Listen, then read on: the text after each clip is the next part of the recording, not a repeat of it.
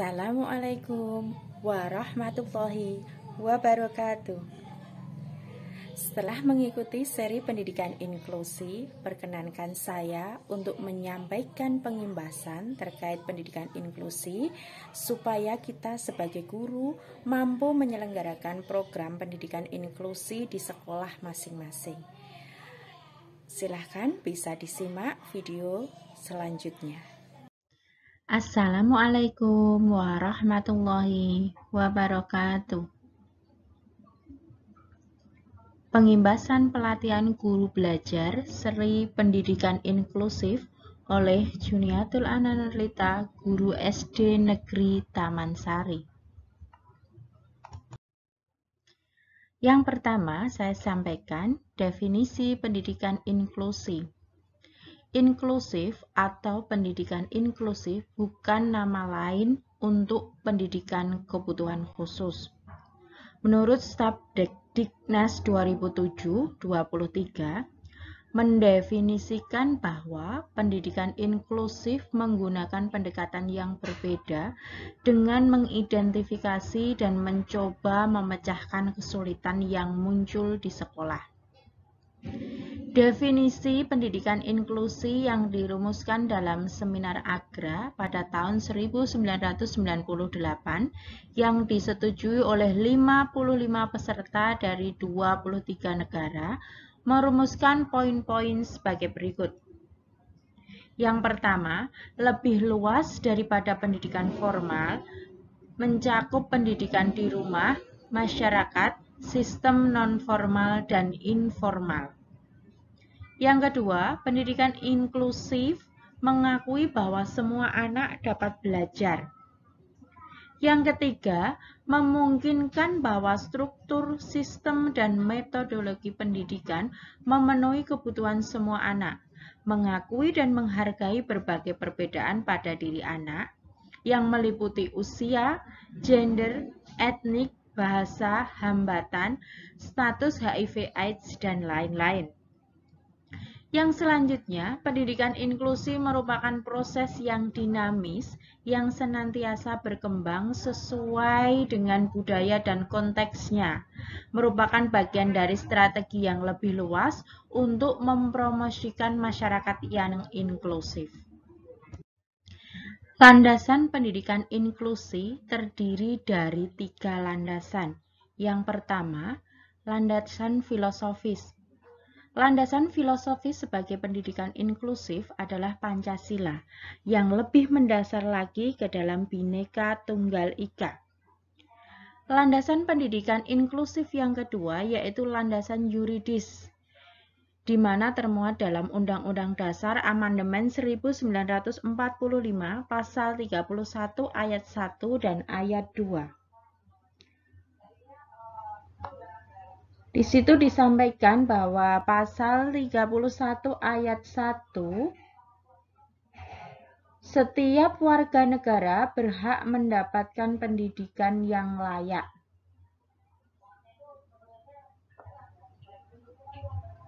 Kemudian termuat dalam pasal 31 ayat 2, setiap warga negara wajib mengikuti pendidikan dasar dan pemerintah wajib membiayainya.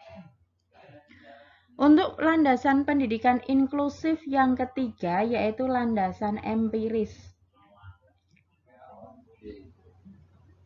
Landasan empiris di sini bahwasanya penyelenggaraan pendidikan inklusif memiliki dukungan secara internasional maupun nasional yang meliputi yang pertama, Deklarasi Hak Asasi Manusia, Declaration of Human Rights tahun 1948. Yang kedua, Konvensi Hak Anak tahun 1989. Yang ketiga, Konferensi Dunia tentang Pendidikan untuk Semua tahun 1990. Yang keempat,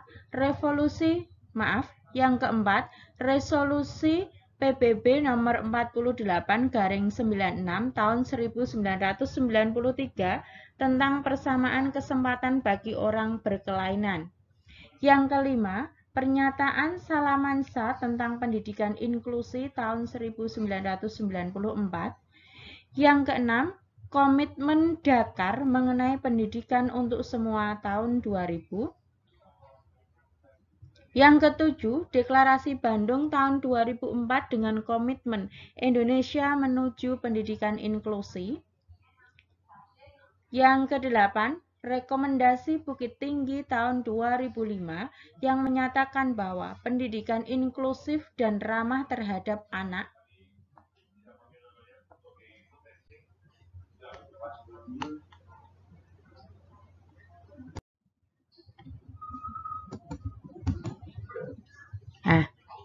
Konsep yang paling mendasar dalam pendidikan inklusi tersebut apa? Yaitu bagaimana caranya agar anak dapat belajar bersama. Yang pertama, setiap anak termasuk dalam komunitas kelas atau kelompok. Yang kedua, hari sekolah diatur sepenuhnya melalui tugas-tugas pembelajaran kooperatif dengan perbedaan pendidikan dan kefleksibelan dalam memilih dengan sepuas hati. Yang ketiga, guru bekerja sama dan mendapatkan pengetahuan pendidikan umum, khusus, dan teknik belajar individu, serta keperluan-keperluan pelatihan, dan bagaimana mengapresiasikan keanekaragaman dan perbedaan individu dalam pengorganisasian kelas.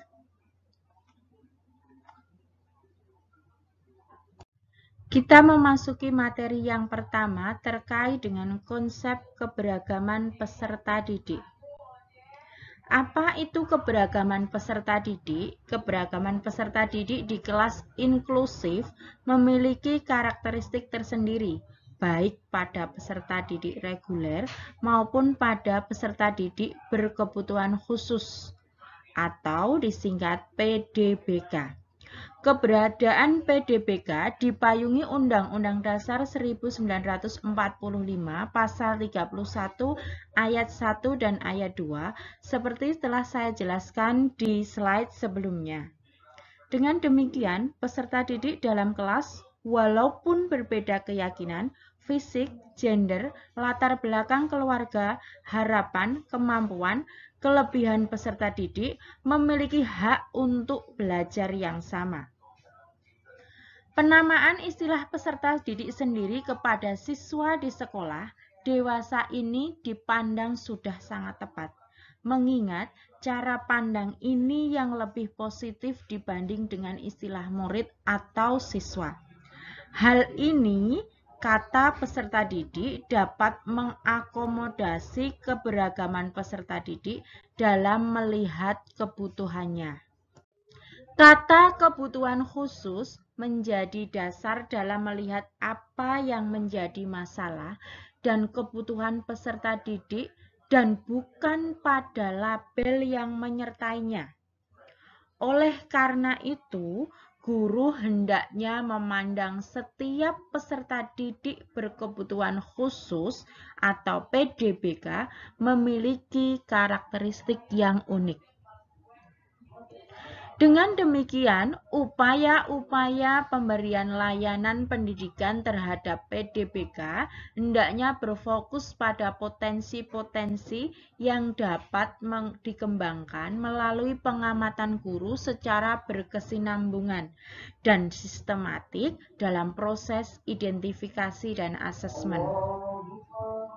Sejalan dengan Permendiknas Nomor 16 Tahun 2007 tentang standar kualifikasi akademik dan kompetensi guru, bahwa dalam kompetensi pedagogik guru, salah satunya adalah memahami karakteristik peserta didik, maka diharapkan sebelum melakukan pembelajaran, setiap guru dapat melakukan identifikasi dan asesmen. Indikator kualitas hidup peserta didik. Peserta didik baik reguler maupun peserta didik berkebutuhan khusus memiliki hak yang sama untuk memperoleh layanan pembelajaran dalam upaya mencapai kualitas hidup. Adapun indikator kualitas hidup ini terdiri dari 4. Ada 4 indikator kualitas hidup. Yang pertama, to life, bahwa peserta didik memiliki hak untuk hidup yang sama dalam mengembangkan potensi dirinya. Yang kedua, to love. Peserta didik di sekolah inklusif harus merasa terlindungi, merasa tersayangi, tidak ada bullying di sana. Yang ketiga, to play. Peserta didik memperoleh kesempatan yang sama untuk mengikuti aktivitas belajar secara aktif dan bermain di sekolah. Yang keempat, to work. Peserta didik memperoleh hak yang sama untuk mengembangkan dirinya dalam upaya mengembangkan potensi diri. Memasuki materi yang kedua tentang karakteristik peserta didik berkebutuhan khusus, ini terbagi menjadi 4 hambatan. Yang pertama, anak berkebutuhan khusus dengan hambatan sensorik terbagi menjadi 2, yaitu tunanetra dan tunarungu. Tunanetra, hambatan pada penglihatan, tunarungu, hambatan pada pendengaran. Yang kedua, anak berkebutuhan khusus dengan hambatan fisik adalah tunadaksa. Tunadaksa sendiri hambatan pada alat gerak. Yang ketiga, hambatan mental kognitif, ini sebagai contoh tunagrahita atau hambatan intelektual. Hambatan intelektual sendiri terbagi menjadi 3, yaitu ringan, sedang, dan berat. Hambatan yang keempat yaitu hambatan lainnya. Hambatan lainnya sendiri terbagi menjadi 4 jenis. Yang pertama, gangguan perilaku emosi. Yang kedua, autis. Yang ketiga, cerdas berbakat istimewa. Cerdas berbakat istimewa ini bisa terbagi menjadi beberapa jenis. Yang pertama, potensi kecerdasan istimewa atau dinamakan gifted. Yang kedua, memiliki bakat istimewa atau disebut talented. Kemudian, hambatan lainnya yang keempat yaitu kesulitan belajar.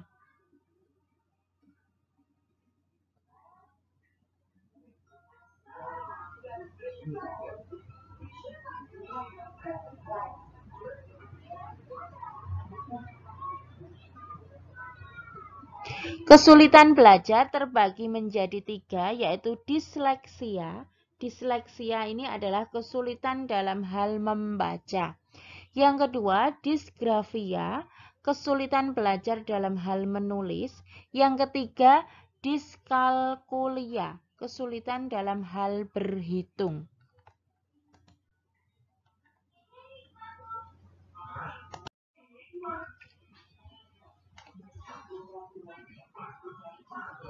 Kebutuhan pembelajaran peserta didik berkebutuhan khusus. Jadi, anak berkebutuhan khusus ini memiliki kebutuhan untuk melaksanakan pembelajarannya. Yang pertama, ketika hambatan sensori pada tunanetra, butuh huruf braille.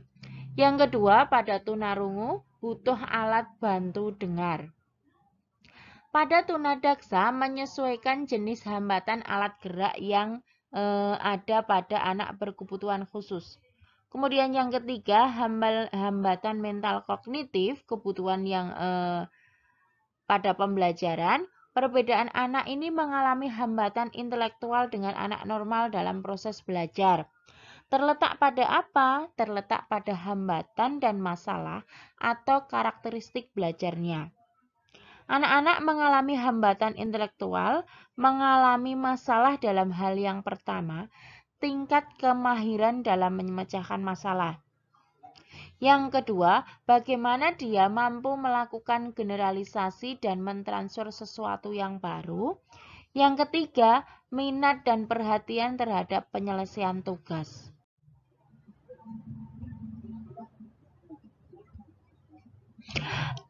Menuju pada hambatan yang keempat dengan pemenuhan kebutuhannya.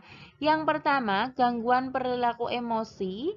Hal ini dibantu dengan pemenuhan kebutuhan, mengetahui strategi, menggunakan variasi teknik, menjaga rutinitas pembelajaran, merencanakan dan implementasi reinforcement secara individual. Yang kelima, mengintegrasikan proses belajar mengajar, pendidikan afektif, dan manajemen perilaku baik individu maupun kelompok. Gangguan cerdas berbakat istimewa dapat diberi kebantuan dengan pengayaan vertikal dan pengayaan horizontal. Kemudian hambatan untuk autis, kita bisa menerapkan pengembangan strategi yang tepat, perlu menggunakan beberapa teknik di dalam menghilangkan stereotip. Yang ketiga, guru perlu mengembangkan ekspresi dirinya secara verbal. Yang keempat, guru terampil mengubah lingkungan belajar yang nyaman dan menyenangkan. Hambatan lainnya yang keempat, yang kesulitan belajar, yaitu kita menerapkan teknik multisensori yang melibatkan proses anak-anak ini dalam hal apa? Yang pertama, mengulang suara yang didengar. Yang kedua, merasakan bentuk yang dibuat bunyinya di mulut. Yang ketiga, membuat bunyi dan mendengarkan. Yang keempat, menulis huruf. Bagaimana mekanisme layanan PDBK di sekolah inklusif? Yang pertama, penerimaan peserta didik berkebutuhan khusus. Nah, dalam hal penerimaan PDBK sendiri, kita harus melibatkan berbagai unit yang terkait, antara lain orang tua peserta didik, sekolah, rumah sakit, ataupun puskesmas, dan dinas pendidikan setempat. Mekanisme yang kedua adalah bagaimana kita bisa mengidentifikasi, melakukan asesmen, kemudian melakukan intervensi. Apa itu identifikasi? Identifikasi adalah proses menemukanali peserta didik sebelum yang bersangkutan mengikuti pembelajaran. Asesmen sendiri apa? Upaya untuk mengetahui kemampuan-kemampuan yang dimiliki, hambatan atau kesulitan yang dialami, mengetahui latar belakang, mengapa hambatan atau kesulitan itu muncul, dan untuk mengetahui bantuan apa yang dibutuhkan oleh yang bersangkutan. Intervensi dimaksudkan di sini untuk menangani hambatan belajar dan hambatan perkembangan agar mereka mampu berkembang secara optimal. Mekanisme yang ketiga adalah setelah kita melakukan identifikasi, asesmen, dan intervensi, kita melakukan penempatan dan tindak lanjut. Dalam penempatan dan tindak lanjut, kita harus menerapkan prinsip-prinsip umum maupun prinsip-prinsip khusus sesuai dengan kebutuhan peserta didik berkebutuhan khusus. Dalam melaksanakan kegiatan belajar mengajar, harus disesuaikan dengan model penempatan PDBK yang dipilih berdasarkan hasil asesmen yang sudah dilakukan. Penempatan kegiatan belajar dalam kelas bersama-sama peserta didik lainnya adalah cara yang sangat inklusif, non-diskriminasi, dan fleksibel, sehingga guru dapat membuat rancangan kegiatan pembelajaran dengan mempertimbangkan modifikasi dan adaptasi yang dibutuhkan.